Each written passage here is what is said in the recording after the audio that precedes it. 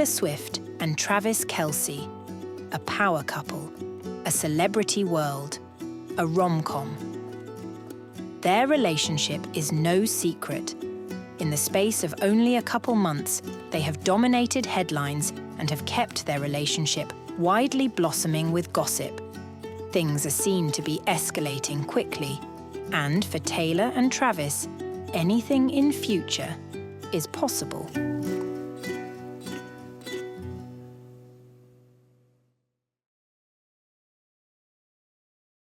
Take a slide over for us.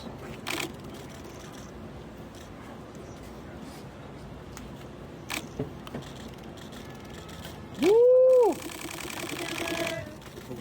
Guys, don't go forward. Don't go forward. Hey, Travis. Hey, Taylor. Looking amazing. Swift and Kelce have been dating since the latter part of 2023. Swift is said to have opened up about her relationship with Kelce when she was named Times Person of the Year 2023. It all started in 2016, when Kelce plays Kiss, Marry, Kill in an interview, with the choices being Ariana Grande, Katy Perry, and Taylor Swift. Taylor Swift, being the Kiss, ended up gaining traction as the interview resurfaced in 2023. Damn, that's messed up. I don't want to kill any of them. Well, you know, it's just a game. Just a game. It's gonna be harder to find real love. You gotta play this game, right? What is it? Kill? Kill, marry, kiss. Ariana is kill. Okay. Unfortunately, love you, but you're gone. Okay. And then Taylor Swift would be the kiss, and then Katy Perry. What's the last one? Katy Perry. Katy Perry Marry. would be the Marry, Katy Perry would be the He's marry. like, yeah. Kelce is believed to have discussed shooting his shot in July of 2023, while he attended one of her tour shows with his brother. His remarks are said to have gotten media pickup. He says that he is disappointed that Taylor doesn't seem to talk before or after her shows, as she saves her voice for the songs that she sings. In one Taylor concert, Kelce wanted to hand Swift a friendship bracelet, but this one with his number on it. I'm having a blast. I'm surprised that my legs aren't hurting yet. I'm surprised that there's no aching going on. I'm really having so much fun because, like, we're all having a really good time today, and they're all telling me really sweet stories, and look at all the bracelets that all the girls have given me today. This is just today. And I don't know, this has been one of the coolest days I can remember. And that is all for this edition of Dateline Sunday. We will see you again for Dateline Friday at 9, 8 Central. I hold a copy for Anne Curry and all of us at NBC ever. News. We have my phone, which I've never let anyone touch this phone pretty much, so it was only for Taylor. And then my hand, which that's never ever coming off. If I could get it tattooed there, I would. Travis Michael Kelce is an American football tight end for the Kansas City Chiefs of the National Football League. He was born in 1989 in Westlake, Ohio. His father, Ed Kelce, is a sales representative in the steel industry, and his mother, Donna, is a former bank executive. His brother, Jason, is also a professional football player who plays center for the Philadelphia Eagles. He attended Cleveland Heights High School, where he was a three-sport athlete in basketball, football, and baseball. Excelling exceptionally well at football, he became a 3-year letter winner as quarterback. I stand by that this team has every piece that it needs to be great. You know, everybody can talk about whatever they want to talk about, that's our weakness. I know that we got a team that can put points up. And I know we got the coaches to be able to put us in a great position to succeed, and that's where we're moving going forward. It just takes guys to lock in and just be ready for those big-time moments when we need them most. Considered a 2-star recruit, Kelce went on to accept a scholarship offer from University of Cincinnati over 3 other offers. Their motto, Alta Petite, seek the highest would eventually be attained by the rising star, but not before a steep learning curve. A curve that derailed his quest for success. Kelce embraced the more edgy side of a college lifestyle and engaged in many activities that would later bring him back down to earth and would ultimately make the young Travis hit rock bottom. Kelce loved to party, but his partying exploits under the night sky on the streets of Cincinnati would very quickly come to haunt him. But with a state of adversity comes the opportunity to look inward, renew, and reform. From the highs of sealing an unbeaten season and an appearance in the 2009-2010 Sugar Bowl, the Cincinnati Bearcat faced the unimaginable for an aspiring NFL star.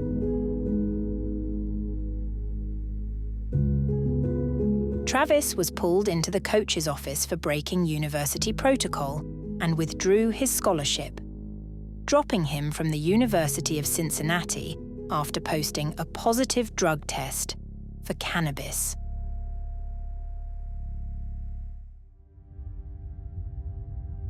Having reached rock bottom, there was only one direction the aspiring athlete could go: up.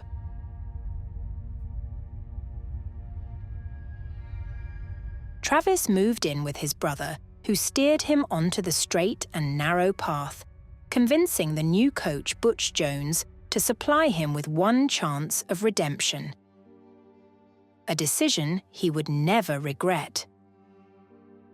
But for Travis to succeed, there were guidelines to not miss a single class and maintain a 3.0 record. Struggling to fund his studies, the aspiring star turned to telemarketing to pay for college. The hard work and newfound discipline paid off, earning Travis a spot on the new team. It was evident that football was in the brothers' DNA. Celebrations of his brother's 6th-round NFL draft pick to the Philadelphia Eagles only fueled Travis's fire to attain the same. Having played quarterback his whole life, Travis returned to the first team in the fall, but in a different role: tight end. His athletic performances caught the attention of some of the NFL scouts, as he was named CFP Tight End of the Year. However, as his Dan Patrick Show appearance suggested, others took a different point of view. All right, weakness. Doesn't have blazing speed. Not a tremendously explosive athlete, doesn't come out of his breaks that well. Plays with the pedal to the metal, which isn't always a good thing. He doesn't run a wide variety of routes, doesn't display sudden or sharp breaks in routes. Character is a big question. Despite his ability, his personality and character had many doubt his viability to succeed at the pinnacle of the sport. Kelce went on to take part in many seasons from 2013. His lifelong dedication to sports and football has won him many fans across the globe. 2013 NFL Draft. Names that Travis thought were worse players than him came and went. As the draft dwindled and hope of attaining his dream began to evaporate, his phone rang. With the 63rd pick in the 2013 NFL Draft, the Kansas City Chiefs select Travis Kelce, tight end, Cincinnati.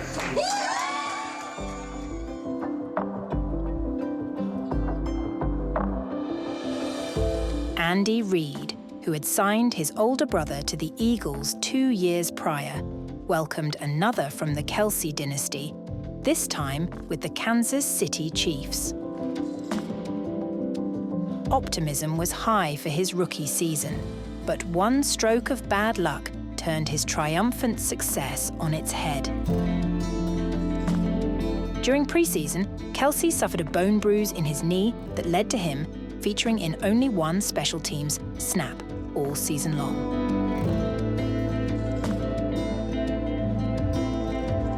2014. The young tight end had a point to prove in his first injury-free season. Kelce scored his first touchdown in Week 3 and never looked back, as he ended the 2014 season as the Chiefs' leading receiver.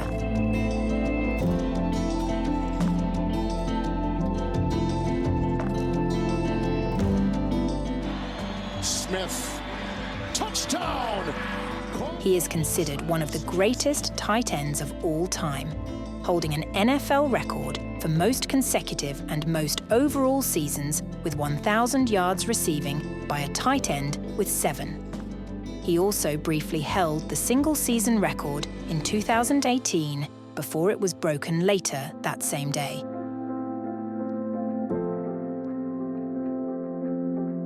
During the 2022 season, Kelce became the fastest tight end to reach 10,000 career receiving yards, and he became the 5th tight end in NFL history to reach the milestone. He was named to NFL 2010's All-Decade Team. Outside of football, Kelce has appeared on reality and scripted television and in advertisements.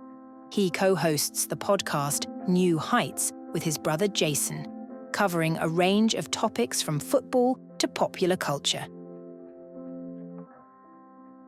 He also has his own clothing line, True Colors, which was created to connect people through colors and give them a way to express themselves. Kelce's jersey sales from this line and individual celebrity status increased, following publicity of a relationship with singer-songwriter Taylor Swift.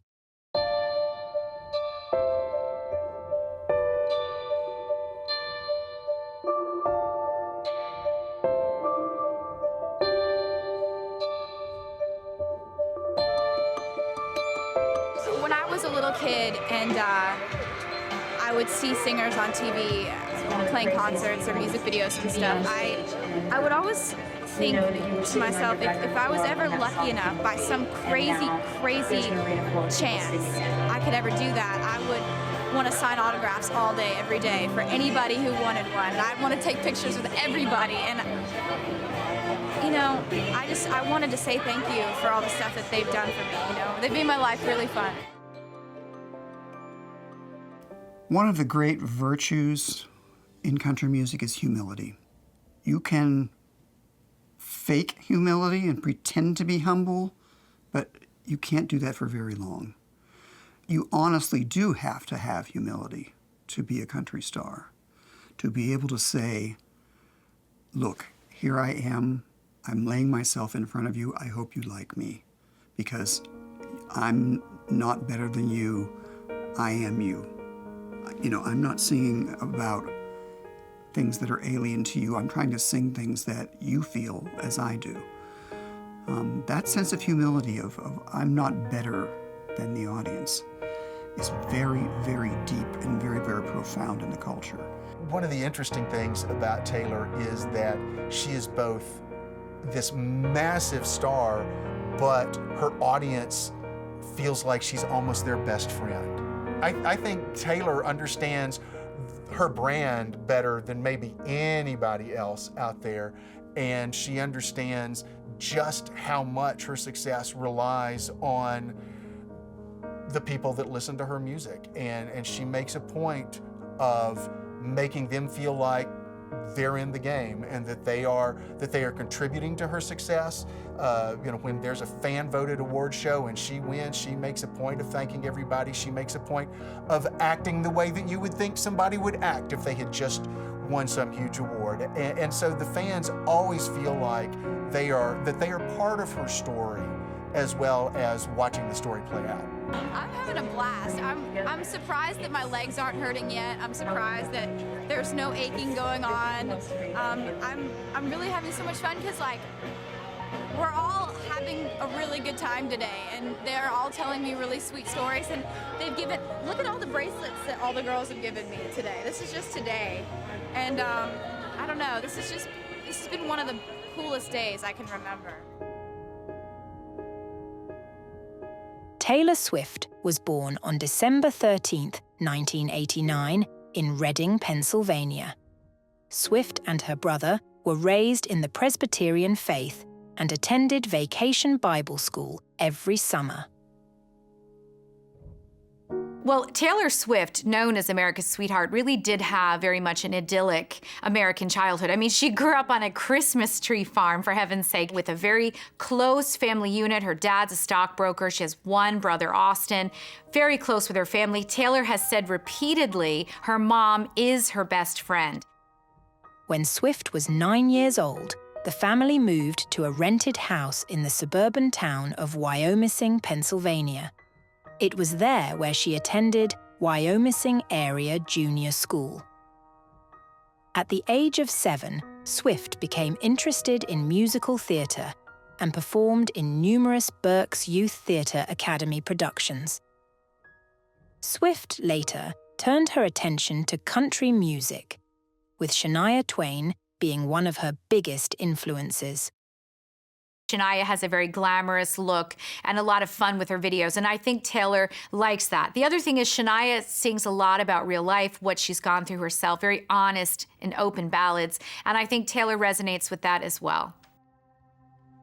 She would spend her weekends performing at local festivals, coffee houses, fairs, karaoke concerts, garden clubs, Boy Scout meetings, and sporting events. She later went on to win a local talent competition and was given the opportunity to appear as the opening act for Charlie Daniels at a Strausstown amphitheater at the age of 11. As years went by, she began to develop a profound love for music, and after watching a Behind the Music episode about Faith Hill, Swift felt sure she needed to go to Nashville to pursue her own music career.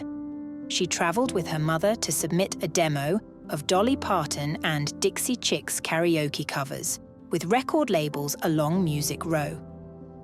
And I remember talking to her about how she would walk down the street in Nashville. It's called Music Row because all the music companies, record labels, publishers, there's a vast array of them all along the same street. So you can just go up and down the street and hit all these different companies. And she would go from door to door, knocking on the doors and go, "Hi, I'm Taylor, I write songs. Would you give me a deal?" And you know, at that point, an 11-year-old isn't going to get much credibility, but she kept at it. Nashville is the last place, I believe, not just in America, but in the world, where the craft of songwriting is nurtured and respected and loved. And by songwriting, I don't mean, baby, baby, That's a song in LA. It is not a song in Nashville. That just will not do. You know, you are supposed to say something when you sing in a club in Nashville. Anybody that wants to be a country singer has to come through Nashville. You don't have to always live in Nashville once you've become a successful country singer, but it's almost impossible to do it without living here at some point. What I always like to say is that the difference between Nashville and Los Angeles and New York is that in Nashville, at least they'll listen to you before they tell you no. After receiving numerous rejections, she realized she had to change her style in order to be noticed. When she was just the tender age of 12, she was taught how to play 3 chords on a guitar, inspiring her to write her first song, Lucky You. In 2003, Swift and her parents started working with New York-based music manager Dan Dimtrow. With Dimtrow's help, Swift modeled for Abercrombie & Fitch as part of their Rising Stars campaign, had an original song included on a Maybelline compilation CD, and attended meetings with major record labels. After performing original songs at an RCA Records showcase, the 8th grader was given an artist development deal and began making frequent trips to Nashville with her mother. In order to help Taylor break into country music, her father transferred to the Nashville office of Merrill Lynch, and the family relocated to a lakefront house in Hendersonville, Tennessee. She attended Hendersonville High School for her freshman and sophomore years. Later, to accommodate her touring schedule, Swift transferred to the Aaron Academy, a private Christian school which offered homeschooling services. Swift then moved to Nashville when she was just 13 years old, having signed an artist development deal with RCA Records. Well, for me, you know, the long period of time occurred from when I was 10 years old to when I was about 15. I mean, I spent that entire time trying to get a record deal, and actually moved to Nashville when I was 13, and it didn't get a record deal right away. Didn't get a record deal at all, so I signed a publishing deal and became a staff songwriter at Sony ATV Publishing.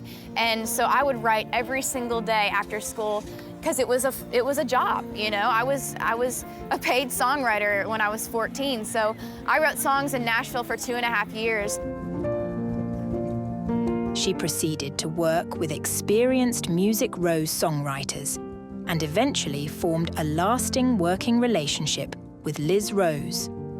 Swift saw Rose performing at an RCA songwriter event and suggested that they write together. I remember Jody Williams, who at that time was Liz Rose's song publisher. And he said something to Liz like, "Why are you wasting your time with this 14-year-old kid?" And Liz said to him, "She pulls her own weight. In a songwriting session, she's no kid." And that, I thought that little anecdote right there said volumes about who this person was, who Taylor Swift really was. After performing at a BMI Songwriters Circle showcase in 2004 in New York, Swift became the youngest songwriter ever hired by the Sony ATV Tree Publishing House. And they really took a chance on me that I was the youngest person they ever signed. So I'd been writing since I was 12 years old, and when I was 14, I really started to co-write around Nashville, and that was really, really fun because I'd been writing by myself. And getting involved in the whole songwriting community in Nashville really helped me along and helped me on my way to, becoming an artist. She left RCA Records when she was 15, when the company wanted her to record the work of other songwriters and wait until she was 18 to release an album. But she felt ready to launch her career with her own material. For me, songwriting is everything. I didn't want to sign with a record label that wouldn't let me write all my own music.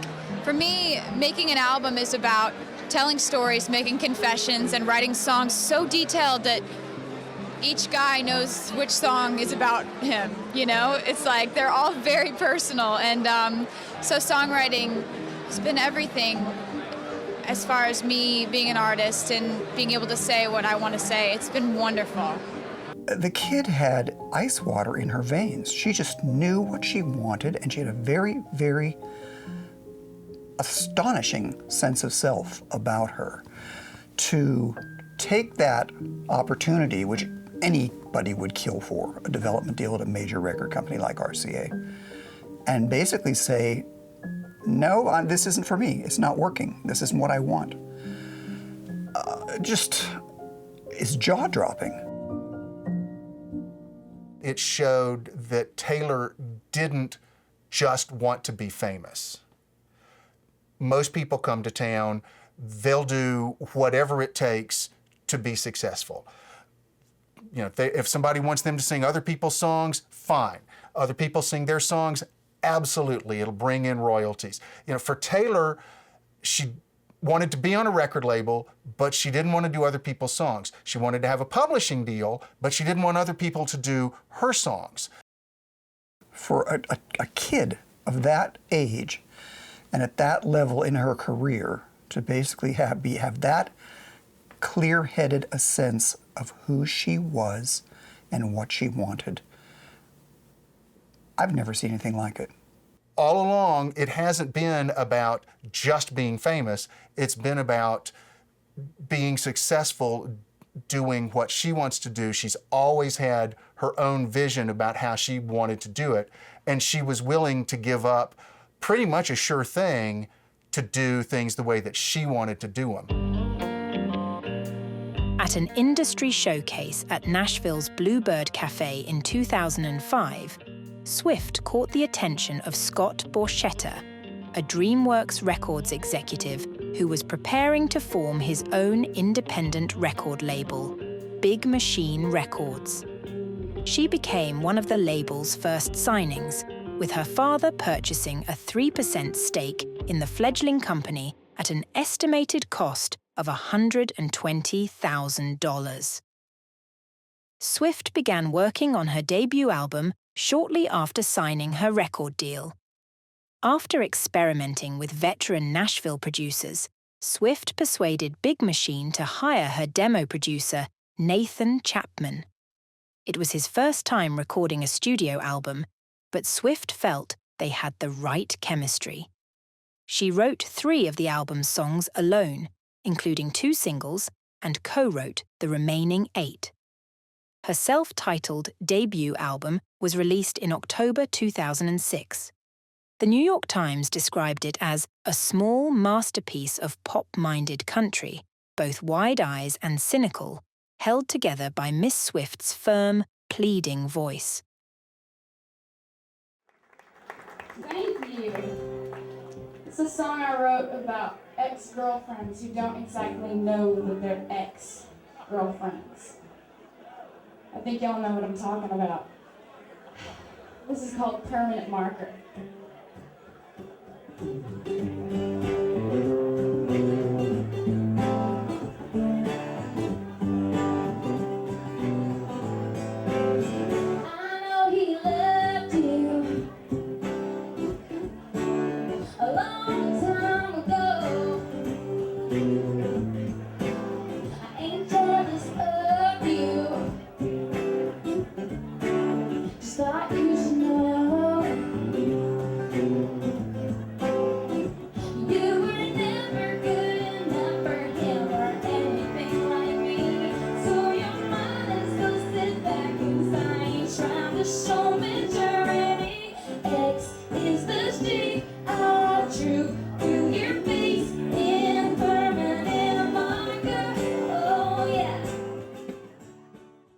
Well, I think what was so extraordinary about Taylor's first album is that there were so many hits on the album, and as one song would become, go straight to #1, another one was coming out.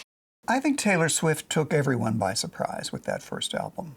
I think what took me by surprise was the maturity of this kid. And it started small. It was not one of those debut albums that comes out and is at #1 on the charts and then kind of falls. It was a build and a build and a build and a build, and it kept selling over several years and is still putting up, 1,000 or 2,000 units every week. So people are still discovering that first album. The dream for me, I always just wanted to make it in country music. That's what I wanted.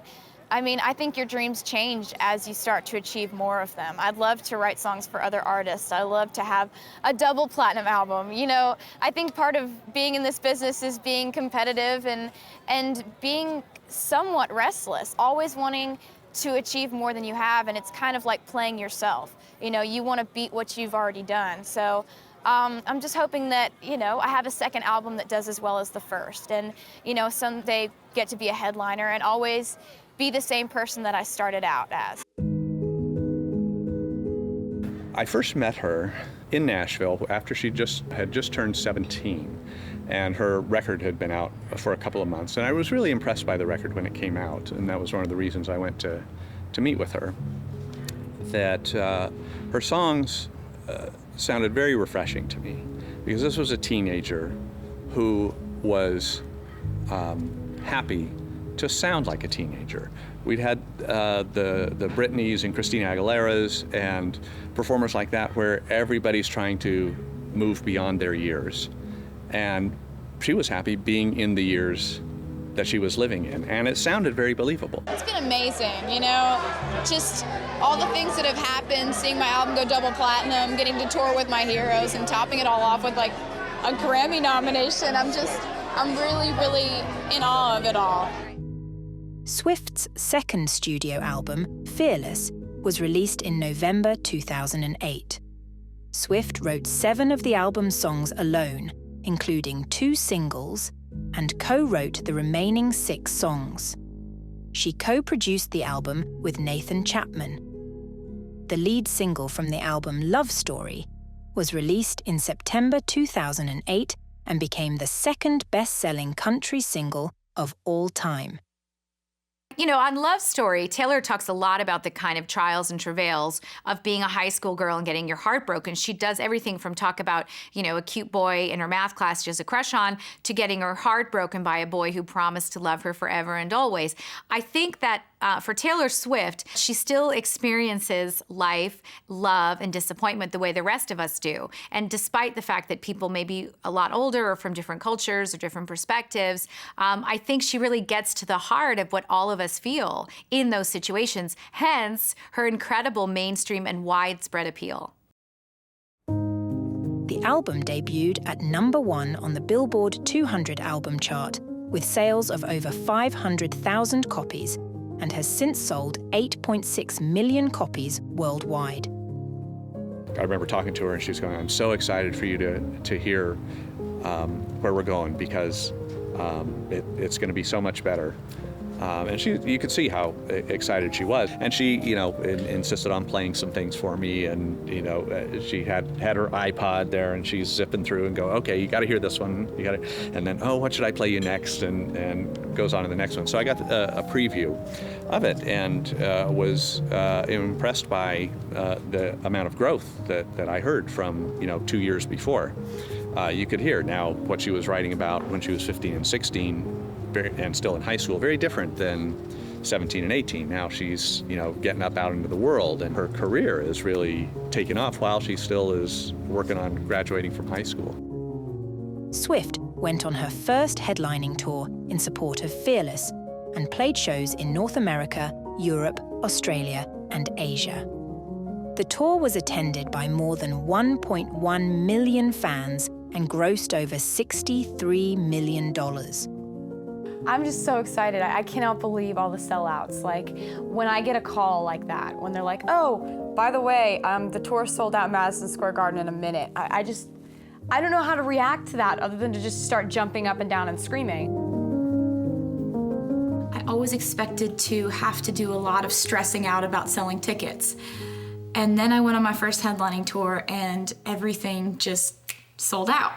And I was like, really? This is how this works? I've never expected that kind of success. I've never just felt entitled to my shows selling out or things like this happening to me, but the fact that they have happened to me has been wonderful, and I hope that the second leg of the tour is as successful as the first. This tour has been so amazing because the fans have just absolutely made me feel like I've won the lottery of dreams coming true. When I'm up there and I look down and I see all of these t-shirts that people have made, and the signs that they make are hilarious, just very creative. Swift became the first country music artist to win an MTV Video Music Award when You Belong to Me was named Best Female Video in 2009. Her acceptance speech was interrupted by rapper Kanye West, and the incident received much media attention. Everyone was shocked. Here comes Taylor to, receive a very well-deserved reward, and he gets up and makes an absolute idiot of himself, rambling about Beyonce, who looked horrified in the audience. He was not doing her any favors either. And she just handled it very gracefully, incredibly professionally. I think what was interesting to me about that whole debacle was that the world, really the world, kind of stood up and said, leave her alone, don't pick on her, we like her. And everybody in the world saw that for what it was. And the way she handled it was classic Taylor. You know, she was just as gracious as ever. I think that's one of those places where she kind of grew up in the public eye, because people saw from that she could handle a crisis situation and just stay calm, just go on about things. She was very gracious. She never really criticized Kanye, who basically went into hiding after the incident because he had embarrassed himself so badly and ended up apologizing profusely on Twitter for really offending not just Taylor, but really a lot of her fans. Taylor brushed off the incident and went on to end the year in tenacious style. Fearless was named Album of the Year and Best Country Album, while White Horse was named Best Country Song and Best Country Female Vocal Performance.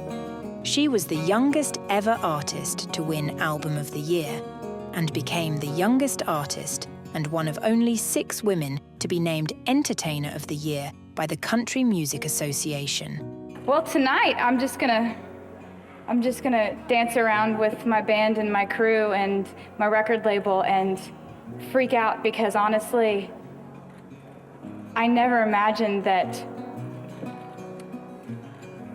the unattainable thing that I had always held in my mind and my imagination would happen to me at 19. And I've watched every single year of my life, I've watched the CMA Awards. Every single year that I can remember watching CMA Awards. So I know what this means, and that's why I am so at a loss for words right now. Addressing the pace of my career, I feel like I look at it from both ways. Of course, it feels like just yesterday that I was knocking on doors of Nashville going, hey, will you listen to my demo? But then again, I feel so lucky to know you guys and to have talked to you in press rooms and to have been an opening act for every single person that I was nominated against in the Entertainer of the Year category. I'm just very appreciative right now. Swift then went on to win 4 Grammy Awards in 2010 from a total of 8 nominations. This is the dream come true. It's like I've never been presumptuous about dreams, and when you have crazy dreams like, I wonder what it would be like to win a Grammy someday, I never actually could fathom that it might happen until I was walking up there and winning one. She released her 3rd studio album, Speak Now, in October 2010. She wrote all 14 songs on the album and co-produced it. Musically, it has been said that the album expands beyond country pop to border both alternative rock and bubblegum pop. The album's lead single, Mine, was released in August 2010, and a further 5 singles were released throughout 2010 and 2011.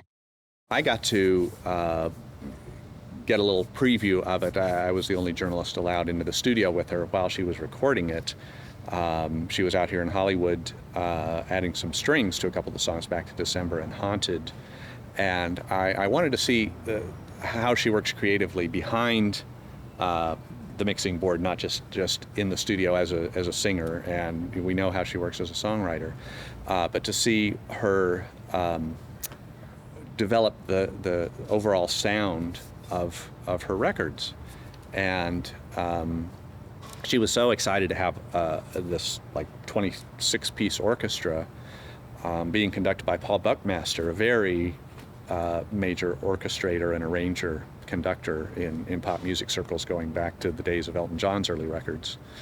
And she was so jazzed to hear the orchestra playing her music, because that's the thing that really comes across to me, that the most important thing to her in her career is being a songwriter. Speak Now was major commercial success, debuting at #1 on the US Billboard 200 chart. Its opening sales of 1.5 million copies made it the 16th album in US history to sell 1 million copies in a single week. As a result of selling 20 million albums worldwide, Taylor was presented with a special plaque from Scott Borchetta. representing her 20 million album sales. No, it's too big for me. I can't lift it up. That's gigantic. Wow. Oh my God! Wow. What? So Taylor, on behalf of Big Machine Records and our partners Universal Music Group Worldwide, we are so proud to present to you this plaque that indicates you have sold more than 20 million records worldwide.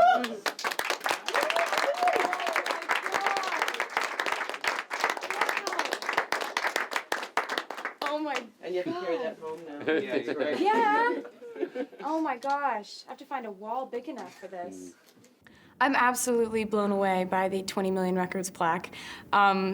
It's just sort of beyond my comprehension to get a plaque like that. And the fact that the fans have done that much for me in such a short period of time is just unreal. And I'm so excited and so thankful.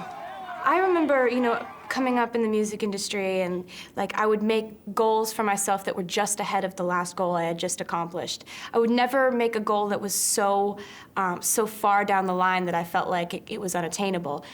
A 20 million record plaque in my mind just always seems unattainable. I never would have imagined that would be a possibility for a goal.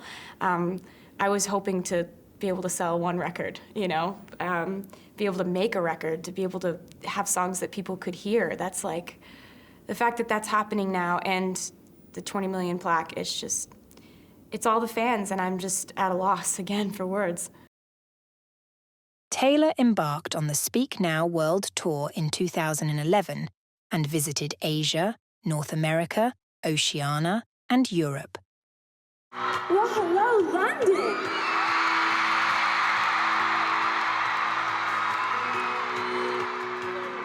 Welcome to the Speak Now World Tour.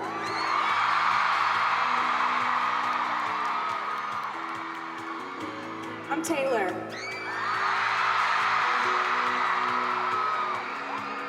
We have had the honor and the privilege of playing in London many times before. But you have never looked as beautiful as you look tonight at the O2.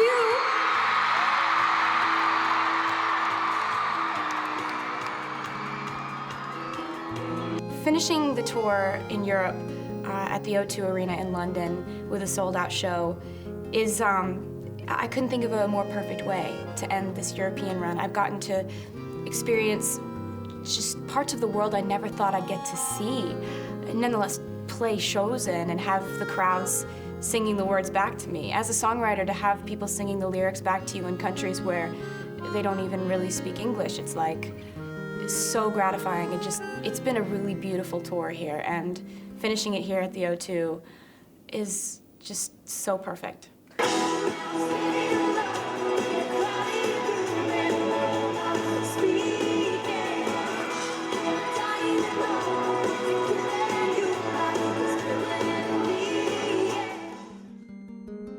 It was at this point where Taylor started to experiment with her music and created singles for a pop demographic.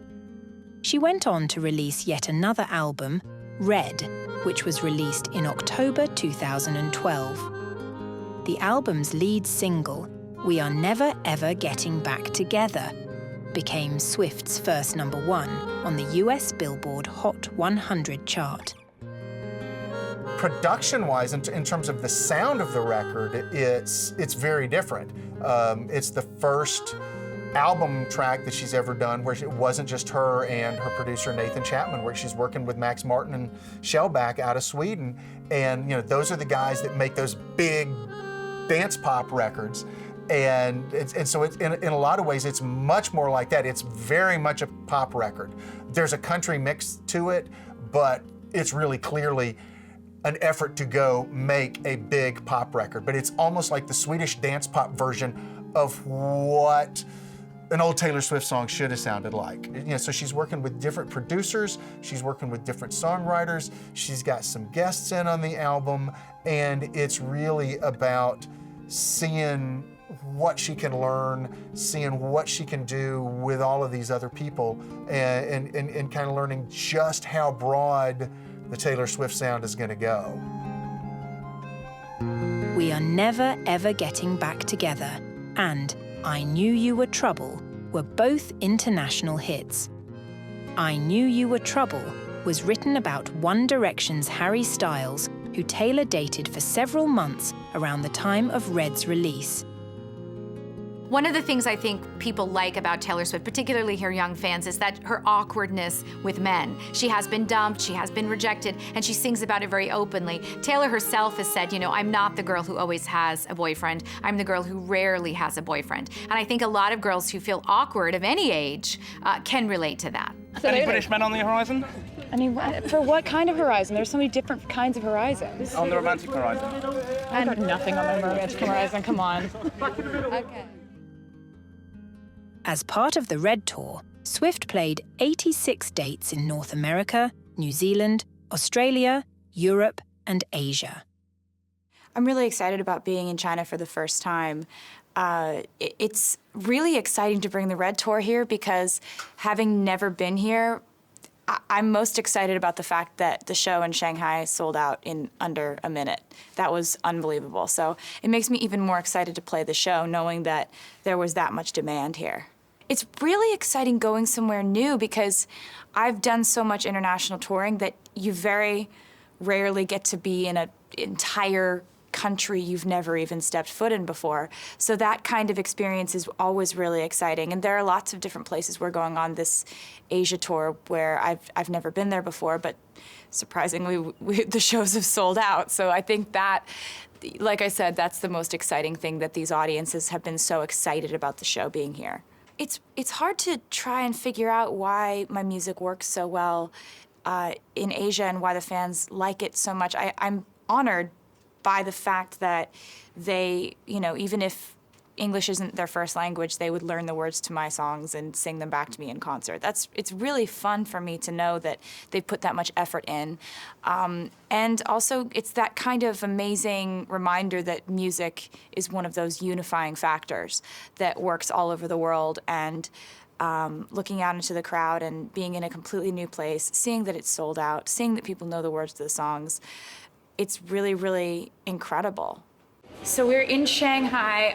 We're actually going to do a dress rehearsal to prep for the Asian tour. And although it's predominantly the same set list and production elements as the North American and the things we've done in the UK, it's good to kind of get back in the swing of things. So I'm going to do a dress rehearsal, and everybody's in full costume.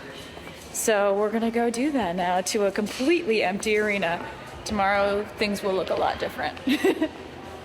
I'm really excited about the idea of touring all over the world and putting out albums that will translate all over the world. And you know, musically, I think that's been a huge motivating factor for me in making new music is making sure that it's music that people will love in America, and maybe they'll love in Asia, and maybe they'll love in Europe. And that's been a new thing I've really hoped for, being able to travel internationally and tour internationally.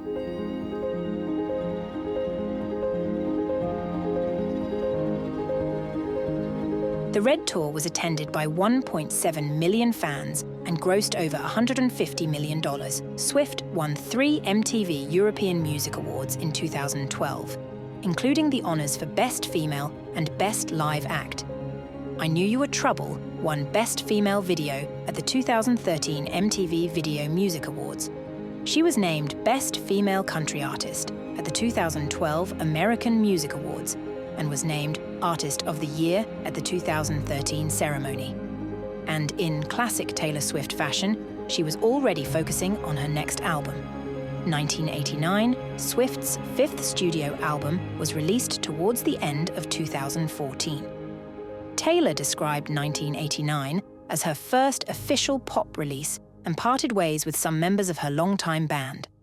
As part of the 1989 promotional campaign, Swift invited fans to secret album listening sessions called the 1989 Secret Sessions at her houses in New York, Nashville, and Los Angeles.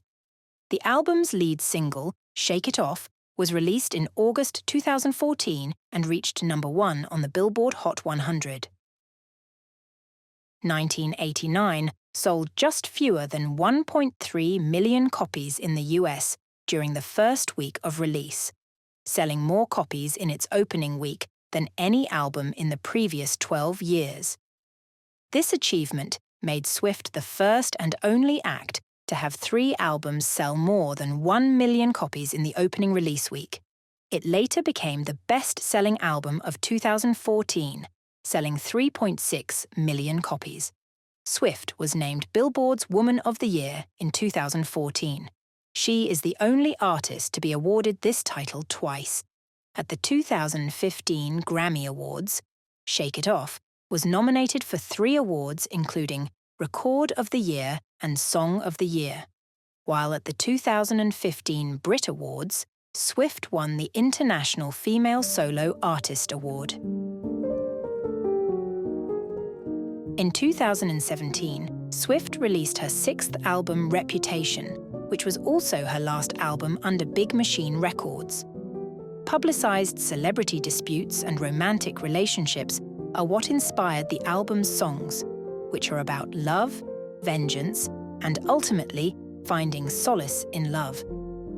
She then went on to sign with Republic Records in 2018 and released the eclectic pop album Lover in 2019 and autobiographical documentary Miss Americana in 2020. She embraced indie folk and alternative rock on 2020, albums Folklore and Evermore, and explored understated pop styles on Midnights in 2022. Folklore made Swift the first musician to have 7 albums each selling at least 500,000 copies within the first week of release in the United States. Throughout her musical career, Swift dated stars such as Joe Jonas and Harry Styles. Some songs were also made throughout her career about her lovers. But without Taylor's openness and honesty about her romantic life and exes, we wouldn't have some of her best lyrical work. Most recently, in September 2023, Taylor and Travis have been seen to be in the talking phase of their relationship. Later in that month, the NFL Network's Andrew Siciliano reposts an interview with Travis from August of 2023, in which he asks the footballer about Taylor, in particular, the friendship bracelet. After rumors circulating around the social media realms, sports commentator Ian Eagle hilariously trolls Travis, while the Kansas City Chiefs play the Jacksonville Jaguars. As Kelce scores his first touchdown, he says Kelce finds a blank space for the score and makes a shake it off joke to really hammer the point home. Swift was also seen wearing a necklace with Kelce's birthstone on it, an opal. After some time, the couple were seen positively obsessed with each other, holding hands and spending a lot of one-on-one time together.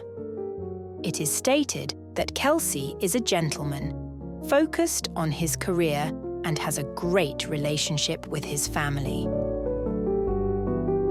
All right, so today we get to go ahead and help out the Boys and Girls Club in the community of Kansas City. I mean, the kids get a chance to come out here and go shopping for their family and kind of get the understanding that that giving can be just as fun, just as good as receiving. And, you know, especially during the holidays are meant for the family. They're meant to be around and be loved and be happy. And, I mean, it's always been a special time for myself and the ones that the loved ones that I have. So, I mean, just coming out here and being able to put a smile on a couple of these kids' faces and maybe give them a few pointers here and there to get to what to give mother for Christmas or for the holidays. So. Do you like to give or receive? Yeah. Oh, without a doubt, give. I mean, it's one thing to kind of receive something you were shocked of, but it's another thing to actually see the smile on someone else's face when you hand them a gift and they enjoy it and they were like, oh man, I've kind of wanted something like this. So it's just you have to be able to give something to receive something. I mean, it's a part of my heart to really be able to give something out. It's an awesome time of the year. The holidays are right around the corner, if not here already. So, I mean, heck, the lights on the plaza have already been lit. So it's one of those deals where everybody's getting in the mood of things and being able to give back to the ones that they love or the ones they care about. You have to be in the community for how much the community supports us.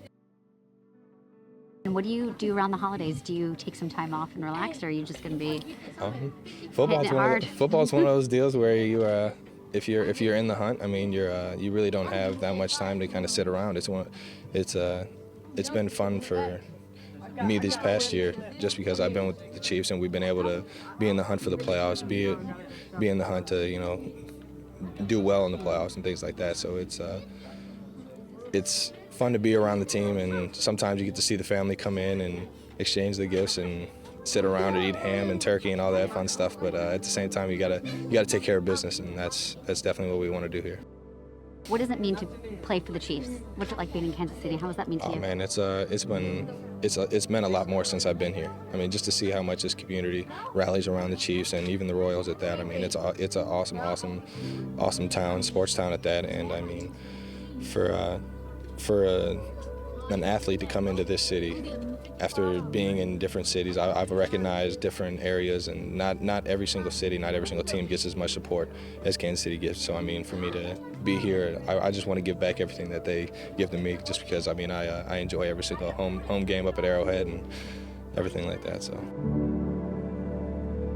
the couple have been seen to bring the new year in with a kiss. With Swift's first appearance at Kelce's game in Kansas City becoming one of the year's most buzzed-about moments, the couple have been seen to be the happiest together and have reported feeling like they've known each other for years. They've been able to develop a mutual connection and desire for each other, and are said to share many similar interests. Taylor has officially stated, "When you say a relationship is public, that means I'm going to see him do what he loves. We're showing up for each other. Other people are there, and we don't care. We're just proud of each other." Taylor and Travis, the new romance.